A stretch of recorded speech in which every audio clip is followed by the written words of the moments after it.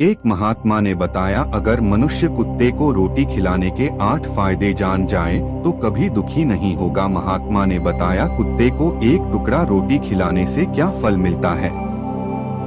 एक समय की बात है, एक जंगल में एक महात्मा उपदेश दे रहे थे। तभी सबल नाम के शिष्य ने पूछा, गुरुदेव मेरे मन में एक प्रश्न उठ रहा है। महात्मा ने कहा, भन्नत निसंकोच होकर पूछो, आपके मन में वह कौन सा प्रश्न उठ रहा है। तब सबल ने कहा, गुरुदेव मैं यह जानना चाहता हूँ कि कुत्ते को एक टुकड़ा रोटी खिलाने से मनुष्य को कौन सा फल मिलता है।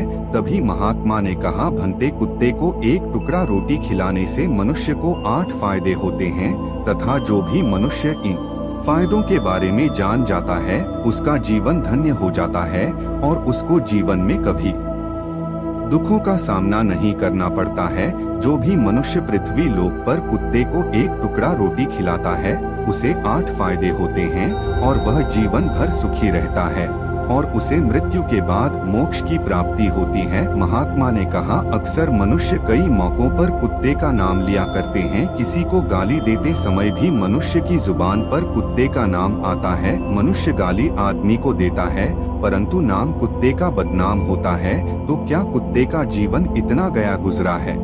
भगवान बुद्ध ने कहा, एक समय की बात है, एक काले रंग का कुत्ता था। वह बहुत ही लाचार था और भूखा प्यासा था। वह गांव में सभी के घर घर जाता था परंतु उसे कोई भी व्यक्ति रोटी का एक टुकड़ा भी नहीं देता था। वह भूख के मारे इधर उधर घूमता रहता। एक दिन वह गांव के बाहर नदी के किनारे एक ऋषि के आश्रम पर पहुंच गया और ऋषि से कहने लगा, हे मुनिवर, मुझे लगता है आप बहुत ही विद्वान तथा ज्ञानी है, इसीलिए मैं भूखा प्यासा आपके पास आया हूँ। कृपा करके आप मुझे एक टुकड़ा रोटी का दे दीजिए जिसे मैं खाकर अपनी भूख को शांत कर लूँ। तभी वह ऋषि कहता है, हे स्वान, क्या तुम्हें गांव में एक टुकड़ा रोटी का किसी ने नहीं दिया जिसे तुम खाकर अपनी भूख मिटा सको। वह कुत्ता ऋषि से कहता है, हे मुनिवर, मैं आपको क्या बताऊं, आप मेरी बातों पर विश्वास नहीं करोगे। तभी वह ऋषि कहता है, स्वान तुम बताओ, तुम्हारी बातों पर मैं विश्वास अवश्य करूंगा। मुझे तुम बहुत ही लाचार दिखाई पड़ते हो। तभी वह कुत्ता कहता है, ठीक है मुनिवर, मैं तुम्हें अपनी भीति बताता हूँ। कुत्ता ऋषि से कहता है, हे मुनिवर, दुनिया के लोगों, हम पर रहम करो। हमारा कोई घर नहीं होता है, कोई आसरा नहीं होता है, कमाकर खाना हमें नहीं आता है, हमें वस्त्र भी पहनने का ज्ञान नहीं है, इसलिए सर्दी गर्मी और बरसात में हम ऐसे ही घूमते रहते हैं, हमें पढ़ना लिखना भी नहीं आता। वह कुत्ता कहता, मुनिवर, आपकी तरह हमें अनुशासन नहीं आता, हमें आपकी तरह बोलना नहीं आता। यह हमारा दुर्भाग्य ही समझिए, परंतु हमें आपकी तरह भूख भी लगती है, चोट लगने पर हमें आपकी तरह पीड़ा भी होती है, हमें आपकी तरह रोना भी आता है। बस इन्हीं 3 कामों में हम आपकी बराबरी करते हैं, इसलिए हम पर दया दिखाइए हमें और कष्ट मत दीजिए। ईश्वर ने तो हमें वैसे भी कष्ट देकर ही भेजा है, ऊपर से आप लोग हमें परेशान करते हैं।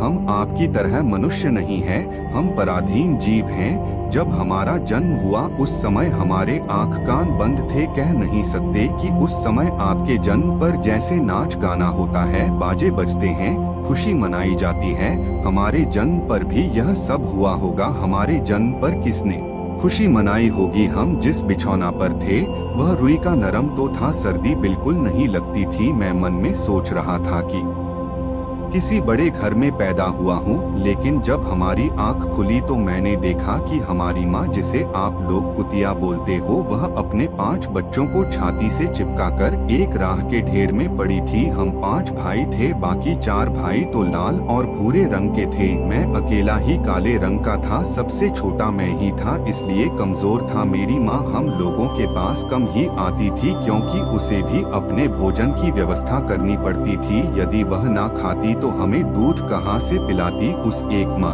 पर। हम 5 भाई निर्भर थे, वह बेचारी अपने भोजन के लिए इधर उधर दौड़ती रहती थी। कभी भोजन मिल भी जाता था, कभी नहीं भी मिलता था, लेकिन वह हमेशा हम पांचों का बड़ा ख्याल रखती थी। आखिर वह हमारी माँ थी। वह रात भर जागकर गांव की रखवाली करती थी। किसी की मजाल नहीं थी कि कोई अनजान आदमी बुरी नियत से गांव की तरफ भी झांक जाए। दूसरे गांव के कुत्ते भी हमारी माँ के डर से गांव में नहीं आते थे। गांव के किसी किसान के खेत में कोई जानवर खड़ी फसल खाने आते तो हमारी माँ उसे दौड़कर भगा देती। गांव वालों के लिए इतना सब करने के बाद भी कोई मनुष्य तो हमारी माँ को भोजन तक नहीं देता था। भोजन के लिए हमारी माँ को मजबूर होकर छीना झपटी करनी पड़ती थी। कई बार तो लोग उसे लाठी डंडों से पीट पीट कर भगा देते थे। बेचारी उस दिन भूखी प्यासी रहकर पेट की आग से जलती रहती थी। वह कुत्ता कहता है, हे मुनिवर, आखिर भूख तो हमें आपकी ही तरह लगती है, ऊपर से उसे अपने पांचों बच्चों की चिंता भी लगी रहती थी। आखिर माँ जो थी, भूख उसे चैन से बैठने नहीं देती थी और गांव वालों का भी उसे देखकर हृदय नहीं पसीजता था। तो बेबस होकर उन लोगों के घरों में चोरी से घूमना पड़ता था और खाने की कोई चीज मिल जाती तो उसे खाकर अपने पेट की आग बुझा लेती थी। कई बार तो लोग उसे खाने की वस्तु ले जाते हुए देखते तो लाठी डंडे लेकर उसके पीछे पड़ जाते। कुछ निर्दय लोग तो कई बार उसे घर के अंदर बंद करके पीटते थे। हमारी माँ का बुरा हाल कर देते थे। फिर वह कुत्ता ऋषि से कहता है, हे मुनिवर, हमारी माँ ने क्या बिगाड़ा था? उसने सिर्फ अपने पेट के लिए भोजन ही तो चुराया था। चोरी करने का हमें कोई शौक नहीं है, पर पापी पेट हमें यह सब करने के लिए मजबूर कर देता है। एक दिन की बात है, बड़ी जोरदार बरसात हुई, ओले पड़े थे, ठंडी हवा चल रही थी। उस ठंड में ठिठुर कर हमारे 3 भाई मर गए। उस दिन हमारी माँ बहुत रोई थी, लेकिन मनुष्य हमारी पीड़ा को नहीं समझे क्योंकि उसके बच्चे थोड़े ही मरे थे। फिर वह कुत्ता कहता है, हे मुनिवर, अब हम सिर्फ 2 भाई रह गए थे। हमारी माँ हम दोनों की अच्छे से देखभाल करने लगी। फिर एक दिन उसी गांव में ठाकुर साहब के घर पर दावत चल रही थी और अनेक प्रकार की मिठाइयाँ बन रही थी। ठाकुर साहब के घर काफी मेहमान आए हुए थे। हमारी माँ कुछ खाने की तलाश में बार बार उधर जाती, लेकिन लोग उसे दुत्कार कर भगा देते थे। किसी को उस पर इतना भी तरस नहीं आया कि एक रोटी उस बेचारी को खाने को फेंक दे। एक रोटी से उनका क्या बिगड़ जाता? मेरी माँ बार बार जाती और वहीं खड़ी खड़ी देखती रहती थी। ठाकुर साहब के आंगन में दावत खाने का सिलसिला चालू हुआ। भोजन परोसा जाने लगा। मेरी माँ भी वहीं जाकर पूंछ हिलाने लगी। खाना परोसने वाला आदमी जब किसी काम से भीतर गया तो मेरी माँ दबे पांव रोटी लेने को चल पड़ी। फिर दूसरे आदमी ने मेरी माँ को जाते हुए देख लिया तो चारों ओर से लोग चिल्ला चिल्ला कर उसकी तरफ भागे। मेरी माँ उनकी चीख सुनकर घबरा गई। 2-3 आदमी लाठी लेकर उसके पीछे बड़ बेरहमी से दौड़े। मेरी माँ वहाँ से घबराकर भागने लगी, परंतु उसे वहाँ से निकलने का कोई रास्ता नहीं मिला क्योंकि सामने से लोग लाठी डंडे लेकर आ रहे थे। तभी मेरी माँ वहाँ पर जो लोग भोजन कर रहे थे उनको लांघ कर निकल गई। आगे वह कुत्ता कहता है, हे मुनिवर, मेरी माँ अपने निकलने पर इतनी हैरान नहीं थी जितनी कि उन लोगों को देखकर हुई थी जो वहाँ पर दावत खा रहे थे। वह सब उठकर खड़े हो गए। उन्होंने भोजन करना छोड़ दिया और कहने लगे कि कुतिया के लांघ जाने के कारण भोजन भ्रष्ट हो गया है। सब एक दूसरे से विचार विमर्श कर रहे थे कि अब क्या किया जाए, खाना तो सब खराब हो गया। फिर ठाकुर साहब फूट फूट कर रोने लगे। कुछ लोग तो यह भी कह रहे थे कि भाई कुतिया के लांघने से भोजन खराब कैसे हो गया? उसने खाने में या पतलों में मुंह थोड़ी डाला है, सिर्फ ऊपर से लांघ कर ही तो गई है। और कहने लगे, शहरों में तो लोग कुत्ते को पालकर घर के अंदर सुलाते भी हैं और खिलाते भी हैं, तो इसमें कोई बुरी बात नहीं है। अगर कुतिया लांघ कर गई है तो भोजन खराब नहीं हुआ है।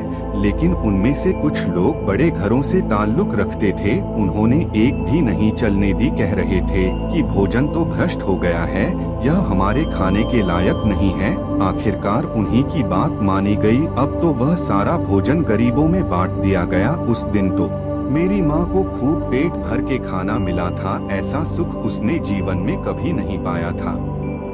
लेकिन वह सुख उसके लिए बड़ी मुसीबत बन गया।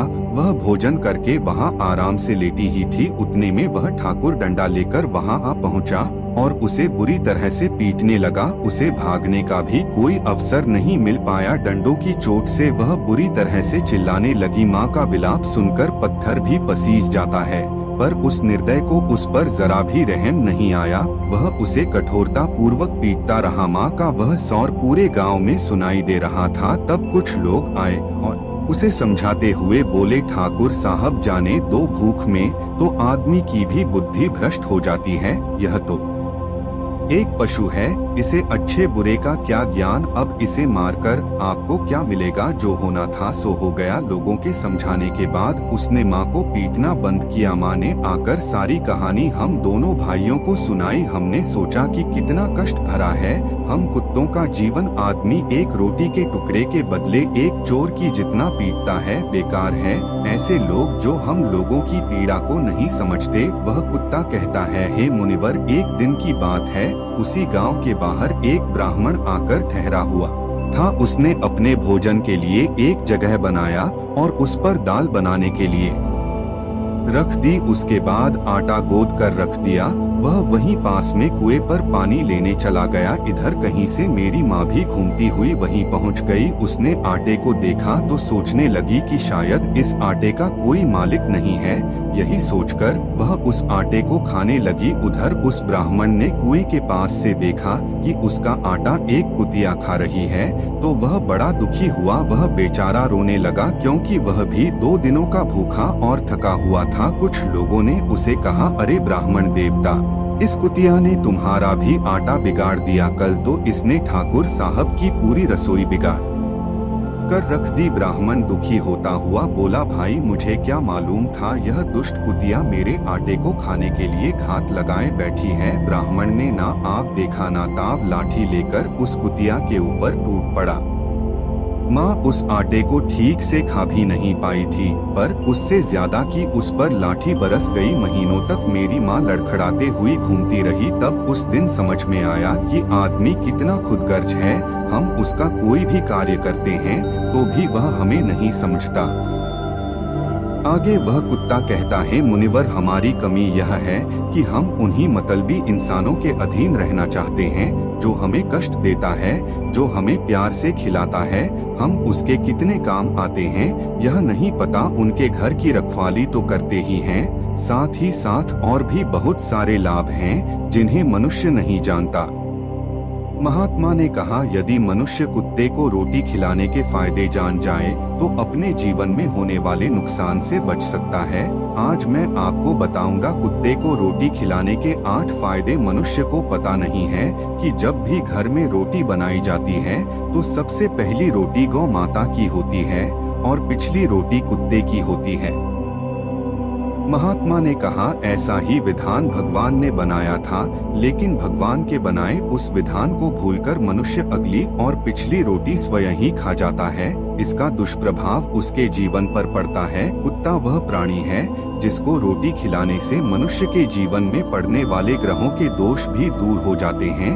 महात्मा ने कहा, कुत्ते को रोटी खिलाने का पहला फायदा, कुत्ते को रोटी खिलाने से शनि का नकारात्मक प्रभाव कम हो जाता है। शनि ग्रह जब अपनी कुदृष्टि डालता है तो हर मनुष्य बर्बाद हो जाता है। जिस व्यक्ति पर उनकी महादशा का आरंभ हो जाता है तो बने बनाए काम अपने आप बिगड़ने लगते हैं और वह मनुष्य आर्थिक तंगी का शिकार हो जाता है। उस स्थिति में व्यक्ति यदि कुत्ते को रोटी खिलाता है तो उस पर शनि का दुष्प्रभाव बहुत ही कम हो जाता है। कुत्ते को रोटी खिलाने का दूसरा फायदा, कुत्ते को रोटी खिलाने से भाग्य आपके पक्ष में हो जाता है। आपके घर के अंदर नकारात्मक शक्ति नष्ट हो जाती है। कुत्ते को रोटी खिलाने का तीसरा फायदा, कुत्ते को रोटी खिलाने से माता लक्ष्मी प्रसन्न हो जाती है और आपके घर में धन दौलत की कभी कमी नहीं रहती है। कुत्ते को रोटी खिलाने का चौथा फायदा, कुत्ते को रोटी खिलाने से आपके ऊपर कर्ज नहीं चढ़ता और आप कर्जदार हैं उससे भी मुक्ति मिल जाती है। कुत्ते को रोटी खिलाने का पांचवा फायदा, कुत्ते को सुबह शाम भोजन देने से आपका व्यापार बहुत अच्छे से चलता है। कुत्ते को रोटी खिलाने का छठा फायदा, कुत्ते को रोटी देने से आपकी आयु में वृद्धि होती है और अटका हुआ धन वापस मिल जाता है। कुत्ते को रोटी खिलाने का 7वां फायदा, कुत्ते को रोटी देने से हमेशा आपका स्वास्थ्य अच्छा बना रहता है और मानसिक रूप से आप मजबूत रहते हैं। आपका मन हमेशा ऊर्जावान रहता है। अच्छे विचार आपके मन के अंदर आते हैं। कुत्ते को रोटी खिलाने का 8वां फायदा, कुत्ते को रोटी खिलाने से भगवान प्रसन्न रहते हैं, क्योंकि भगवान को समस्त जीवों की चिंता रहती है और जो समस्त जीवों पर दया दिखाता है, भगवान भी उस मनुष्य से हमेशा प्रसन्न रहते हैं। भगवान की कृपा सदैव उस परिवार पर बनी रहती है। आपने अपने बुजुर्गों से सुना होगा, कहते हैं कि जब कुत्ता रोता है तो अब सगुन होता है, कोई संकट आता है, किसी की मृत्यु होती है।